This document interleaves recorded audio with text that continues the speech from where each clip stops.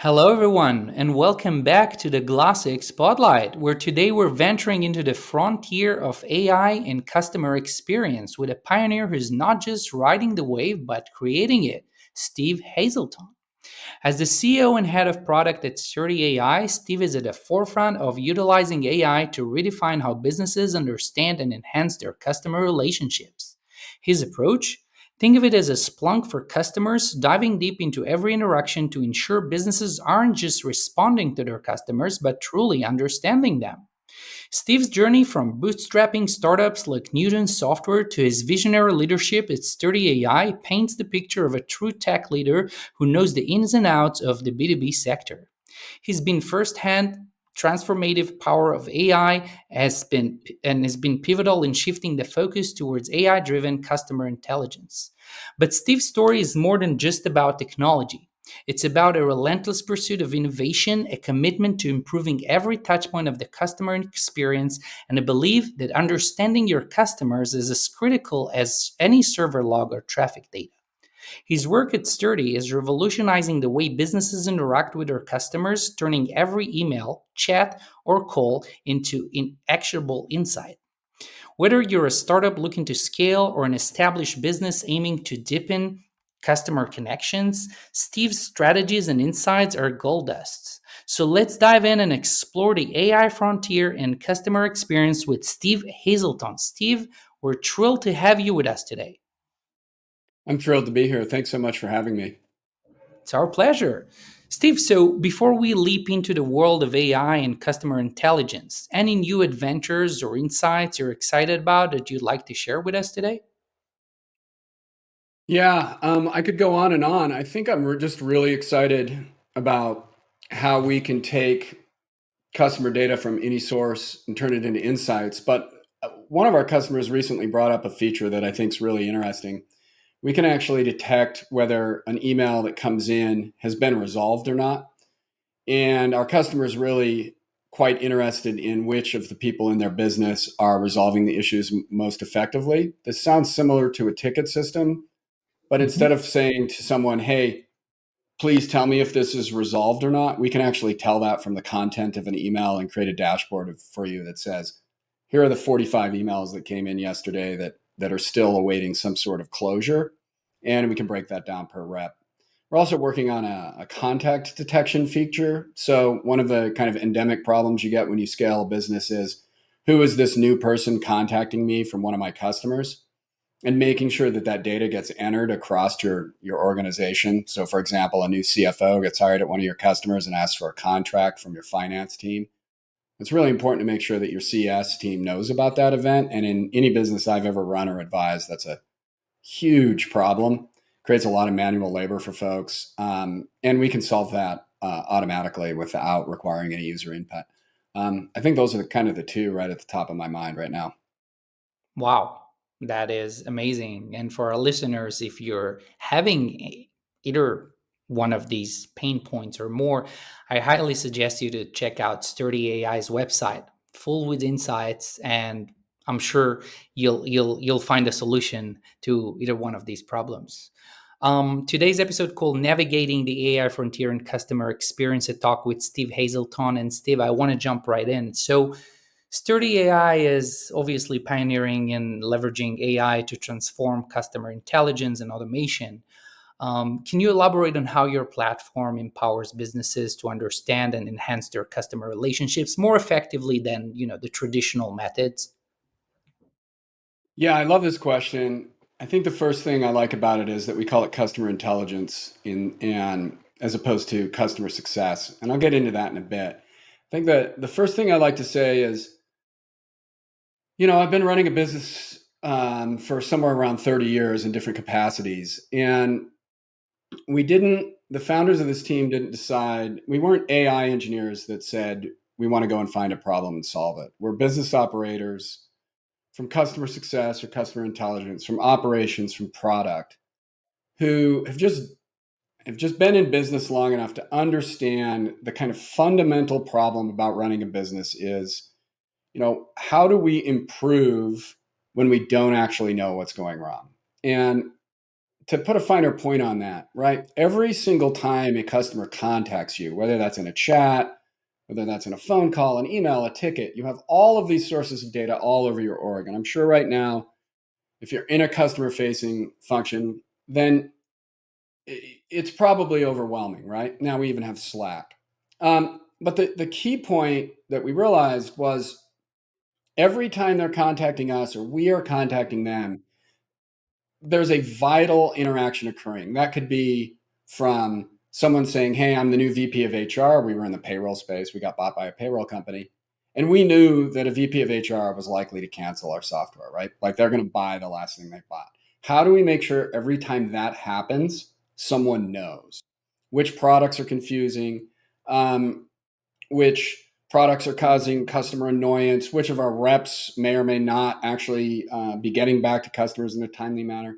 There's all of this really, really critical data inside of those conversations that going back to the point, we didn't say, oh, we need to use AI to understand conversations. We said, in order to run our business as effectively as we possibly can, we need to make sure that every single time a customer communicates to us, we're identifying whether there's a critical, clear and present danger in that, like someone asking to cancel, or whether that's a data point that can inform another aspect of the business, which might be product, which might be service, which might be marketing, which might be sales. I mean, probably going on and on a little bit, but I've worked in so many businesses where they have this belief you can hire a customer success VP and they'll solve churn. And I like to say, how can you solve churn if your sellers are selling a product or feature you don't have, right? And how would you even know that that's happening? So these were the challenges that we saw in running businesses for years, and this is the problem. That's the problem we tried to tackle. And that's why I like to call it a customer intelligence problem for a lot of businesses, is that churn doesn't come down to success, it comes down to intelligence. And where are we? And it's probably not one thing. How can we use data to improve our business overall? And then that's going to drive some of those results that we want. I love that. And it kind of resonates with what we do here at Glassix as well, that we have a lot of features that are related to what's so called by industry experts predictive support. So we use AI to analyze different data points and customer interactions from different channels, and then obviously provide insights and reports within the real-time dashboards for admins of the system. Yeah, I love your point about the customer intelligence, and I think it's quite of a differentiator in your niche as well. Steve, so with your rich background in founding and leading technology companies, how do you perceive the evolution of AI in the B2B sector? I mean, particularly in customer experience, are there any pivotal moments or insights that guided you towards focusing on AI driven customer intelligence at Sturdy? Yeah, I think that's a kind of a two-part question. One is like what drove us to do this, and I've got some good anecdotes about that. And then where do I think it's going? I think I'll start with where I think it's going. I think AI is going to solve or is going to enhance fundamentally in two ways the way we do our business. And the first one is, of course, we've had this belief that um, as quote knowledge workers, or some people will call them white collar workers, that we're not doing manual labor. And if you look at the majority of the day of a lot of people in support and success and marketing, it's a huge, it's a largely manual labor driven function. Log this to Salesforce, update this field, forward this alert to somebody else, log this bug to Jira. And AI is going to, for B2B businesses, largely replace that manual labor and I think improve the quality of life for a lot of folks. So that you've, I think a lot of listeners will say, like, yeah, whenever the CEO has a new good idea, it means we have to start logging something somewhere, right? So, an example that I've seen before is every time we get a happy customer, forward it to marketing so marketing can get a white paper or a reference. Well, at the end of the month, you don't have any white papers. Does that mean you don't have any happy customers? Does that mean you don't have that the support team didn't recognize the happy customers? Did the marketing team not reach out, or did the customers refuse? And that brings up the second point, that we're going to be able to have that data available to us.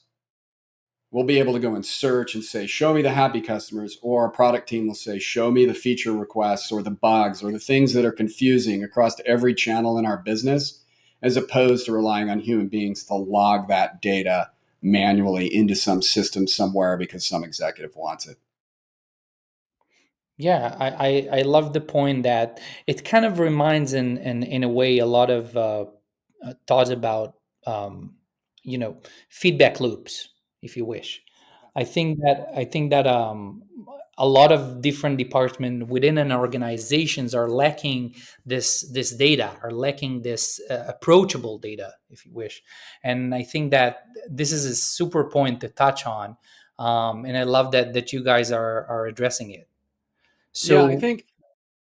Oh, I'm sorry. Go ahead.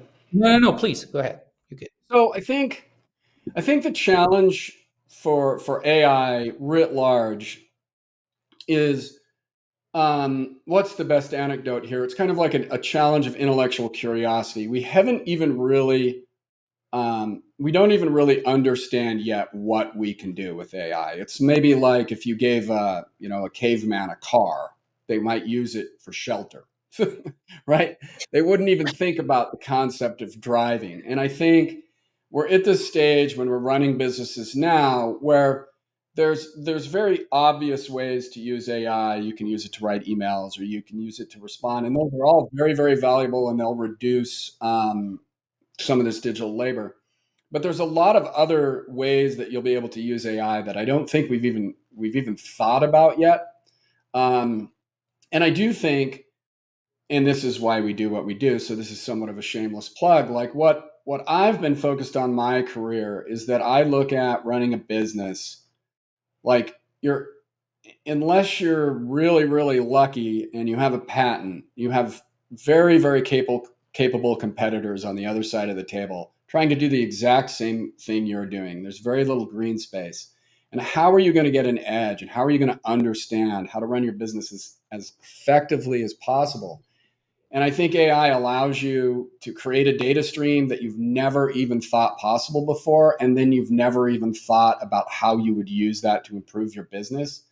And that's one of the things we're working on, but that's one of the things to think about. Like, you don't even know yet what is going to happen. That's for sure. And I think that for a lot of us, and that's an excellent point you touched on, for a lot of us, we only know AI and the ability of using AI through our products.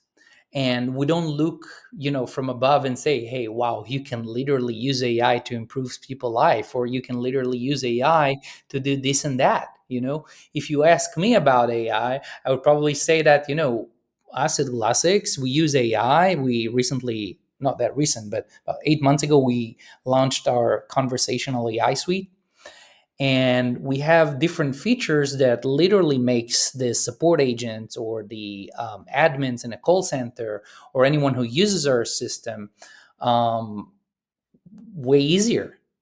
Things like auto tagging or auto generated suggested replies, or things like one click conversation of summary of conversations. All of these are powered by AI, and yes, they're making people that are using our platform lives easier. But that is, well, I wouldn't say it's my full understanding of AI, right? But this is where I know AI, how Right? well it plays in our realm, if you know what I mean. Yeah, we have a feature that we're building right now. It's actually one that I'm probably the most excited about. Is we get requests from customers where they say, "Hey, look, can you send me a summary at the end of every day of everything that happened with our top 100 customers?" So we can Wow. go, we're auto tagging and classifying every conversation that comes in. And that's with a kind of a dictionary of words that are basically built on, we won't get too much into it, but for example, it would detect this person asked a feature request. Then we can go and send that off to a large language model and get a summary. And then, every day we can say, these 50 customers, nothing happened. This customer contacted you about a feature request. Um, and those type of things, I think having that data delivered to you, you don't even know that that exists until you start working with AI, right? You never even thought about how in the world would I have someone give me a summary of everything that happened with my top 100 customers every single day or every single week. It would require an extraordinary amount of effort to have someone read through every email, ticket, and phone call to do that, right? Absolutely. And then you'll have to find the patterns as well, Right. which is even much more fun in other ways, I Well, guess. going to the pattern matching is even so. Like if you think about this, right? Like, um, I hesitate to say this, but a recent experience I had with it. I like to ski and snowboard, and I bought a pair of ski pants. Got them the first day, zipper fell out. Sent it back. Got a replacement pair. Very first day, put them on, zipper fell out. So the question is the support team able, since it's a very large company, are they able to recognize the pattern of the zipper falling out twice in a row? You and I both know after we hear that conversation that they had a production problem wherever they made those pants, right?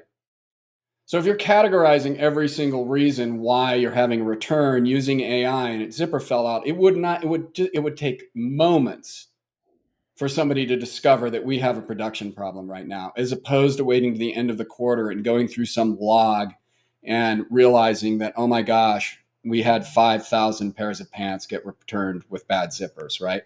Um, that's another example of how I think AI is going to change business. It's a brilliant example from your day to day, actually. And I'm just thinking about the savings in terms of operational costs and in terms of time and resources. It's enormous. Yeah. So, Steve, your approach at Sturdy, likened to Splunking customers, indicates a deep dive into customer interactions across various channels.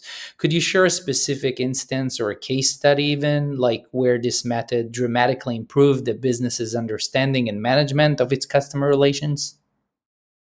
Yeah, I think my favorite example, and they're referenceable on our website, is Hawk Media. They're, I believe, the largest privately held digital marketing agency in North America, the United States. And we As a signed them up. marketer, I will confirm that. Please Okay. proceed. And they're great people. And in fact, this COO and co-founder has become one of my good friends, partially, I guess, because he loves Sturdy so much. And he calls me, he calls me often and says, "I imagine you guys are killing it." They they signed up with a product, and and I hesitate to say this because I know that most people listening are going to think I'm full of baloney. But he says in 6 weeks, our month over month retention improved by 30%. And it was just the ability for the as and the way we work is we capture every email from the box, every ticket, every recorded phone call, and we run AIs for specific themes and topics that relate to businesses. So we have a dictionary that you choose from of things that are important, some 50 or 100 things you could say. I want to know on happiness, and it's not just sentiment, it's very specific things to your business. So in the case of Hawk Media, it might be like budget review, right? Or decreasing performance or things that they're, and there's language models that will say, oh, this customer just complained about decreasing in performance, which might be it. And what this allows them to do is automatically recognize where certain customers are having issues and immediately respond to it. So you get, not only do you get the business insight of what is causing the decrease in performance, but you also are able to immediately react to that customer's need and resolve the issue for them.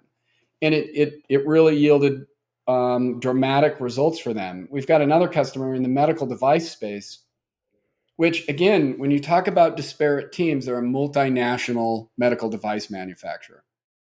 And you've got teams all over the world that are triaging these issues.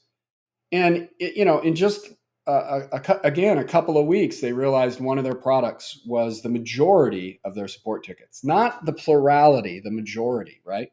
And they'd never seen that before. So imagine what kind of results you can get if you're a $1 billion business and you can fix the product that's driving over half of your support tickets, right? So it's really exciting stuff. I mean, again, it just goes back to, for me, not to beat a dead horse, you just got to figure out ways to use this customer information that's coming into your business in more effective ways, and it'll drive just enormous results for you.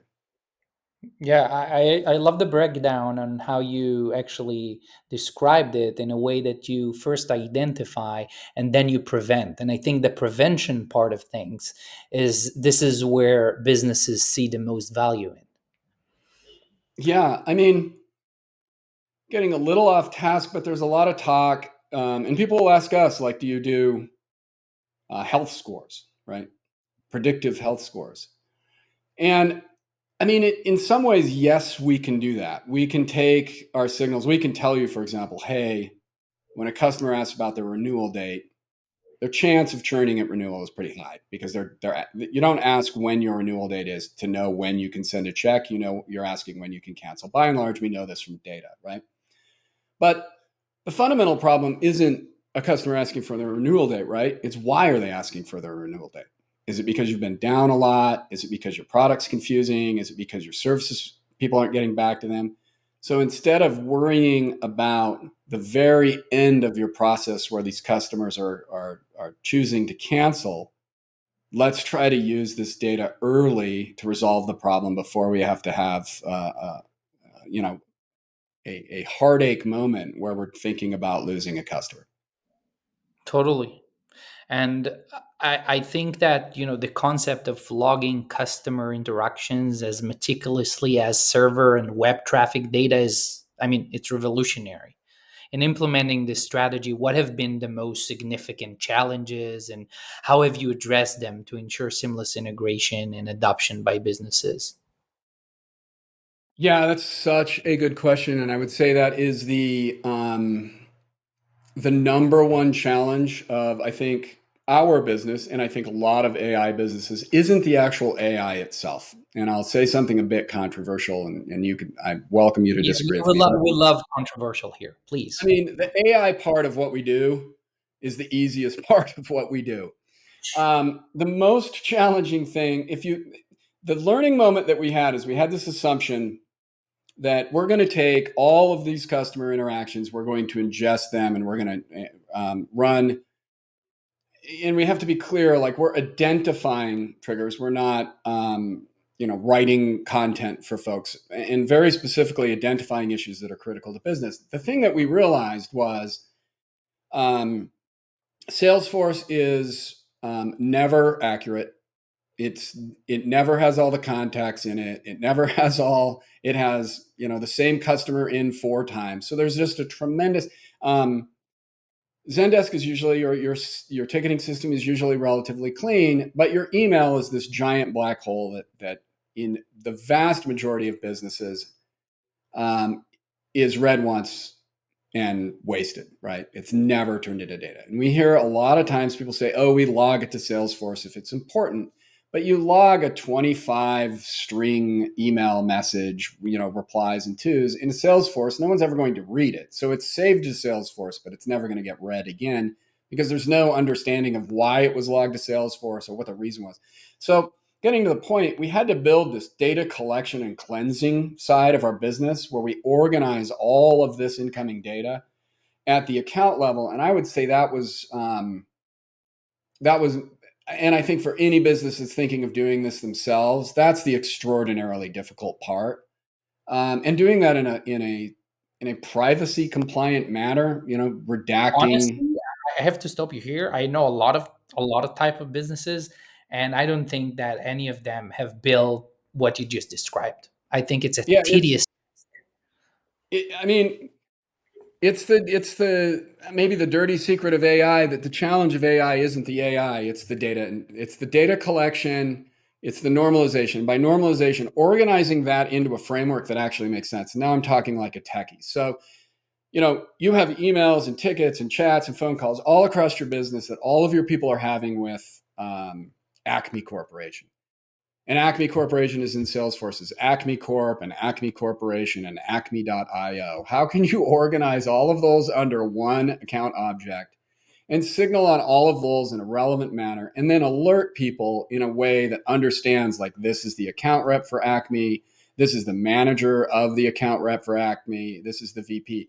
All of that is the wrapper around AI that makes it powerful. And it's I'm probably overweighting it. It's extraordinarily difficult, and it's an ongoing effort, and it takes a lot of time. And we actually built AI to go and to clean up some of this back end data and to dedupe some of these accounts, and to clean up email messages and remove headers and marketing content. So that was the big challenge, and the big learning was just. And I think most AI people actually will agree and say the real challenge of AI is what data you put in. And how you keep it clean. And let's not underweight the privacy and PII and personally identifiable information and confidential information aspects of that. How do you do that in a privacy compliant and safe manner? And that's non-trivial as well. Yeah, it kind of reminds me, we work with large enterprises and mid-sized organizations as well. And now the large enterprises are long gone, like using AI. They have their own people that, are in charge of AI within the organization. And then we have a lot of different requests coming in lately from mid-sized organizations asking, hey, well, we're using your chatbot, we're using your support platform, but we really want to integrate the AI suite in. And what we always say is, do you have the headcount to support it? Do you have the budgets to support it? Do you have the time and the resources? Because, AI is a buzzword. Well, it's not a buzzword. It is a buzzword. It depends what you ask, right? But I think that a lot of organizations don't really realize that it requires a lot of attention and it requires a lot of resources, even if you think you've got the perfect product. Um, I think I totally agree. I think we could, I could go on and on about not well. So to extend that point, right? You have this whole data collection and cleansing part, and someone could say to you, "Oh, we figured that out." And then, okay, so you're going to send this off to some home built AI or some AI, and you have the people to manage that. We're talking tens of people to manage that, or hundreds of people to manage that. And then, actually, when you get the results back, what do you do with them? How do you drive them out to Salesforce or to Slack? How do you how do you make them relevant based on the context? Because there's a difference when someone says, "Hey, can I get a copy of my invoice?" That goes to a different team than, "Hey, this feature is driving me crazy and you guys are down all the time." And how do you drive that to a different team? So This is there's like the AI most in the middle, and there's these wrappers around it, and the work is the wrappers around it. I really think. yes, I think it's the most crucial point for any business from any kind. There are insights and there are actionable insights. And what Right. can you do with insights if you cannot act on them? And that is a crucial point, and I couldn't agree more. Yep. Um, yeah. So, Steve, analytics, actionable insights. We talked about them. They're so crucial in refining products, processes, and people to boost revenue. Right. Can you discuss the innovative analytics or metrics Sturdy utilizes to move beyond conventional customer satisfaction scores? Offering a more nuanced view of customer engagement and retention. Yeah, that's another really great question, because I think to some degree what we do is we're creating a data set that you've never had access to before. And so there's this level of, and I think that if you got me on my soapbox, and I guess you do, like, I think that the movement, and this is a longer discussion, but I think customer success really should be renamed customer intelligence, because it is these customer success and support teams have the most vital information to your business that exists. And I've run businesses for years and create manual processes for, when this thing happens, do this thing. When this thing happens, do this thing. And there's this data set inside of these emails, tickets, chats, and phone calls that you've never had access to before. People say, "Oh no, I have." And then I say, "Well, I challenge you to go and tell me the contents of every email that has been sent to a customer, what's in that." I mean, almost impossible, right? So the way that we look at this today is there's this new data set, and it's going to expose things. It's going to expose things to you that you've never even thought possible. So I look at, and taking that a step back, like for me, customer health or customer satisfaction is really not a very valuable metric to me as a CEO. NPS score is another kind of customer, like, okay, great. The customer satisfaction went up from a 7 to an 8. Why did it go up? But what was causing it to be at a 7 in the first point? And what we're talking about is finding the data that's causing the customer to be at a 7 as opposed to a 10. And those are things like they're people issues. You're not, response times are slow. No one's getting back to someone. An interesting anecdote of this, by the way, by nature of what our product does, every single one of our customers will learn almost instantly that there are people in their organization that have double the throughput with customers over email of other people in the organization. It's actually in some cases 4x. So you have one employee who's getting back to 100 customers a week, and you have another employee that's getting back to 400. As an executive, what does that data tell you? We don't even need to explain that, right? But that's a whole new data set that you've never had available to you before. Um, there's those are people. You've got product, like what's confusing, what's causing issues. There's products from your sellers like overselling, which is one of our signals we detect that I think is super valuable. Um, and what does that mean? Hey, you guys promised me this feature and you don't actually have it. I'm really upset. What does that cause for your business? Well, it costs an extraordinary amount of waste inside of your implementation organization because they have to triage that issue. It probably leads to all sorts of things that I call negative equity, that now you have someone who's going to go out and say your company is lying to get deals and you're going to lose customers in the future. So it's everything beyond it's those factors that go into customer success and customer intelligence that drive all of the performance of your business. That's huge. And I have to, before I let you go, I have to get your thoughts about this one. I mean, from your journey of bootstrapping startups to leading Sturdy towards enhancing B2B customer relationships with AI, how have you previously, like your previous entrepreneurial experiences influenced your leadership style and product vision? I mean, how do you see these experiences shaping your strategies and fostering a customer centric culture within your team and among your clients at Sturdy? Yeah.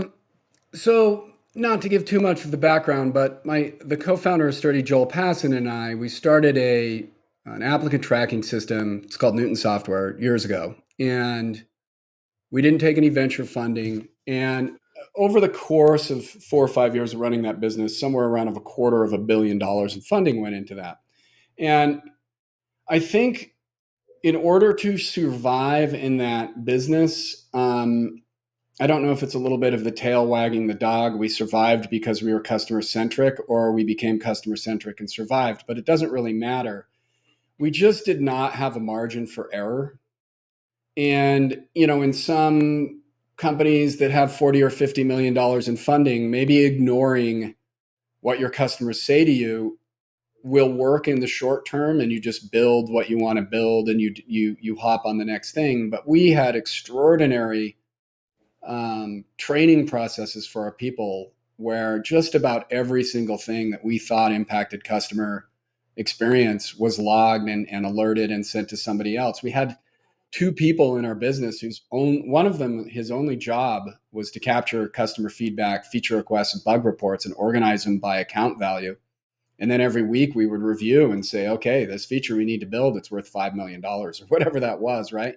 And I think if you look at like every single thing that your customers are saying to you is something that should be turned into a metric to drive what you build or what you fix or what you do, I think you'll see really, really extraordinary results from that. And I think if you don't, in this business climate, you're not going to be successful. And I'm speaking not to customer success people. I'm speaking to CEOs and COOs that I talk to all the time, who still think we can run business the old way. I don't think it's going to work anymore.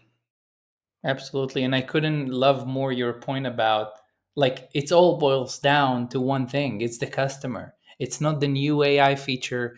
It's not how you grow revenues, and it's not how you treat your employees.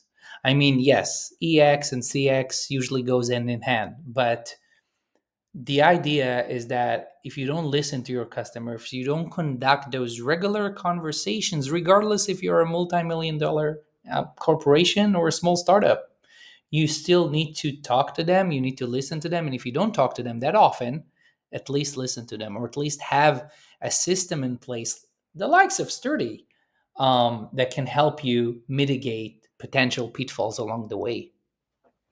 Yeah, and think about being able to go into a board meeting as a customer intelligence person and saying, you know, here's a report of every time our customers requested this feature, and this is why we need to build it, as opposed to going into a board meeting and having like NPS score went from a 7 to a 9, and having the CEO's first question be, well, what happened to churn, right?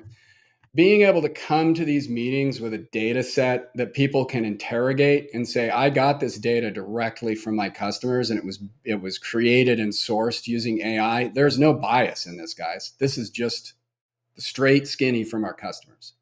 And I think that's where we can go and where we can get to. And that's what we're trying to build, because that's what we were frustrated with. Absolutely. And I think you don't just, change the way businesses see things or act on things. You're also advancing the career of the customer's success or support, for that matter, right? Yeah, if I People. can, I mean, if I can close, I think if I love this, that changing the careers of customer success people, I think is really what we need to be talking about in AI. I was talking to someone the other day. They were interviewing for a CS job, and I said, "Hey, you want to nail your interview?" And I said, "Here's what you do. You go in and you say, look, everybody's going to talk about health scores and NPS scores and customer surveys, and there's nothing wrong with those. But what I'm going to do is create a data framework that's going to leverage AI, that's going to log every customer interaction and create a report so that we know what to build, what to fix, what to improve. And then every time a clear and present danger, like a new buyer, a new point of contact, a seller overselling, is automatically going to alert management so that we can triage that in real time. That's how I'm going to drive the customer intelligence or customer success organization, instead of looking at it the old way with these scores that are abstractions of the problem. And I said to this person, I guarantee you say that in an interview, you'll be the one who gets hired. And I think that's the change that people need to be thinking about. That's the way to go. That's the way to go, is how people, perceive things, how people can literally use AI, to leverage their career path. I love that Yeah. so much. And they'll be tremendously valuable, because if you're the AI customer experience person, I have a feeling there's going to be a lot of jobs for those people in the future, and they're going Exactly. to pay There. well. We always like so afraid of AI is gonna replace jobs. AI is gonna replace people. Well, that's not true. I think that um, AI will eventually replace people who do not know how to use it. Um, yeah, I but think that's it it. will replace certain jobs while removing a lot of the drudgery of day to day knowledge worker life. The logging of things to Salesforce is going to go away, but the ability to synthesize data across your customers is going to fundamentally drive performance and improve your career. Yes. Steve, I want to thank you so much for joining us today. It was a beautiful episode. To our listeners, I urge you to follow Steve Hazelton on his LinkedIn profile. And of course, check out their recent accolades. I think that whatever Steve and the teammates at Sturdy are doing, it's amazing. It's an actual mission, as I see it. Steve, thank you very much for joining us today. Hey, thank you so much. This was a great chat. Had fun. Yeah.